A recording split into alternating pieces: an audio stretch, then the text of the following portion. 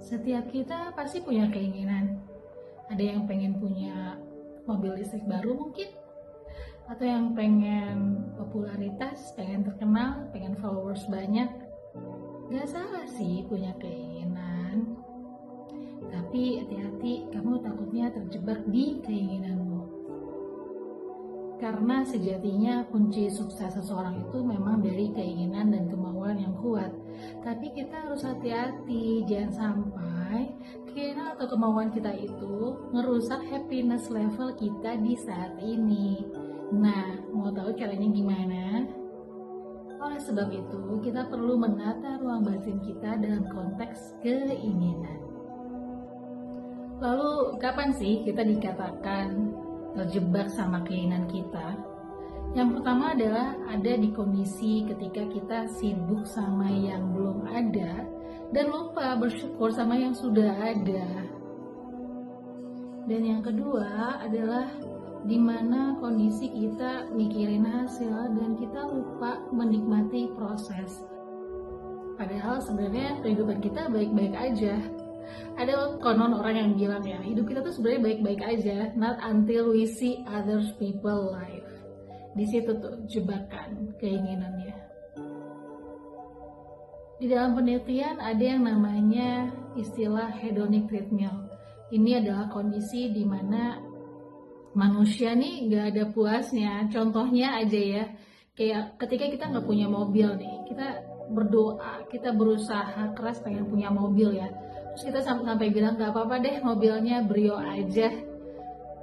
Terus setelah kita bertahun-tahun tuh ngumpulin uang, kerja keras, akhirnya kita dapat tuh 2 tahun kemudian mobil itu, mobil Brio itu. Nah, senangnya berapa lama tuh tahannya? Paling kan cuman ya kalau kayak 3-6 bulan kita kayak lap-lapin terus awal-awal kan. Tapi setelah 2 tahun, 3 tahun rasanya biasa aja dan kita langsung mulai pengen mobil yang lain, pengen yang lebih bagus. Itu namanya kita terjebak pada keinginan. Lalu pada kondisi apa kita bisa dikatakan tidak terjebak pada keinginan? Yang pertama tentu kebalikan dari yang tadi ya. Ada di kondisi di mana kita bisa menikmati apa-apa yang sudah ada. Kita punya keinginan tapi kita menikmati yang ada. Dan yang kedua adalah kita nggak usah terlalu mikirin hasilnya, karena hasil kan benar-benar ada di tangan Allah dan kita menikmati prosesnya. Itu tuh, jadi keinginan itu jernih. Lalu gimana nih caranya biar kita nggak terjebak sama keinginan kita?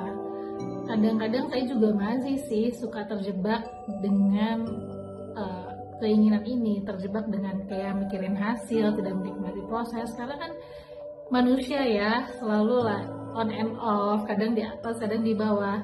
Nah, kalian bisa lakukan latihan grateful habits. Ada 3.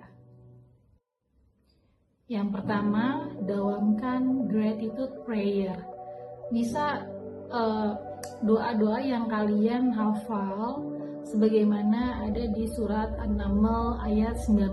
Itu basicnya, tapi kalian bisa coba doa-doa yang makasih ya Allah, berterima kasih sama Allah atas rizki yang begitu banyak Allah berikan pada kita, rizki nafas, rizki masih ada makanan di kulkas. Orang-orang kan ada yang kelaparan, seperti itu. Jadi mulai dari gratitude prayer, berdoa, berterima kasih sama Allah. Dan yang kedua, kita bisa latihan gratitude journaling. Kenapa harus journaling, harus tulis? Karena kadang-kadang kalau dibayangin aja tuh kita suka masih ngerasa kurang. Jadi kita harus benar-benar nulis. Jadi bikin di selembar kertas, bikin di kiri apa yang kamu enjoying in life, dan yang sisi sampingnya apa yang kamu wanting, apa yang kamu inginkan. Bikin comparison di situ. Jadi apakah kamu lebih banyak enjoying atau kamu lebih banyak wantingnya? Nah, si enjoying ini harus lebih banyak nih daripada wantingnya. Di situ bisa disebut bahwa kita lebih banyak bersyukur. Jadi kita nggak terlalu terjebak di keinginan. Atau kalau misalnya kalian pusing nih, kalau nulis apa lagi ya yang saya enjoying, coba deh cari bestie kalian, teman-teman atau adik kakak yang deket sama kalian. tanya sama misalnya sama adik, dik, kira-kira menurutmu apa sih yang harus saya syukuri nih? Nah, biasanya kalau dari orang yang terdekat tuh dia masih bisa ngelihat netral tuh. Dia bisa bilang, aduh teteh tuh alhamdulillah anaknya soleha, suaminya misalnya nggak selingkuh, dia baik banget. Ya itu kan kadang-kadang kita lupa ya bersyukur akan hal-hal yang demikian. Sedangkan orang lain misalnya suaminya KDRT atau pelit atau gimana, itu tuh hal-hal yang kadang kita suka lupa untuk syukuri. Dan yang ketiga, kita bisa latih dengan gratitude statement. Gratitude statement di sini adalah menceritakan momen-momen kebahagiaan kita sehari-hari di keseharian. Jadi misalnya nih, kayak ketemu sama ibu-ibu ngobrol-ngobrol. Nah, usahakan kita tuh sharing yang baik-baik, bilang alhamdulillah. Jadi jangan kayak malah jadi gossiping atau mengeluh. Nah, itu adalah ketiga grateful habits yang bisa teman-teman lakukan biar nggak terjebak di keinginan. Yang terakhir, teman-teman coba juga untuk menjeda ya, ketika teman-teman punya keinginan, coba jeda sebentar, jangan terlalu reaktif. Coba dipikirin dulu, apakah keinginan ini memang betul diridhoi sama Allah atau cuma ngikutin hawa nafsu aja. Izinkan saya untuk menutup dengan doa syair untuk jiwa. Teman-teman bisa coba tutup matanya, fokus hanya dengerin suara saya, dan coba merasakannya dengan hati. Bismillahirrahmanirrahim. Duhai jiwa, jika inginmu belum tercapai, janganlah berkeluh kesah.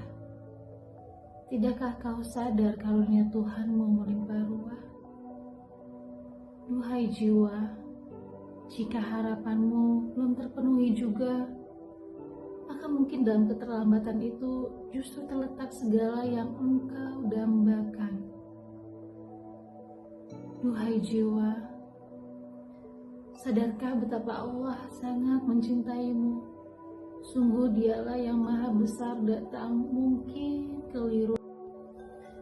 Duhai jiwa, jika perasaan putus asa mulai menguasai hatimu, sadari bahwa dialah Allah yang maha tahu dan hanya menginginkan yang terbaik untukmu. Duhai jiwa, ketahuilah, syukur dan baik sangka adalah milik para pewaris surga. Bukan hanya surga di sana, tapi juga surga di dunia. Jalan utama untuk menggapai sebenar-benarnya bahagia. Selamat pulih bersama ya. Assalamualaikum warahmatullahi wabarakatuh.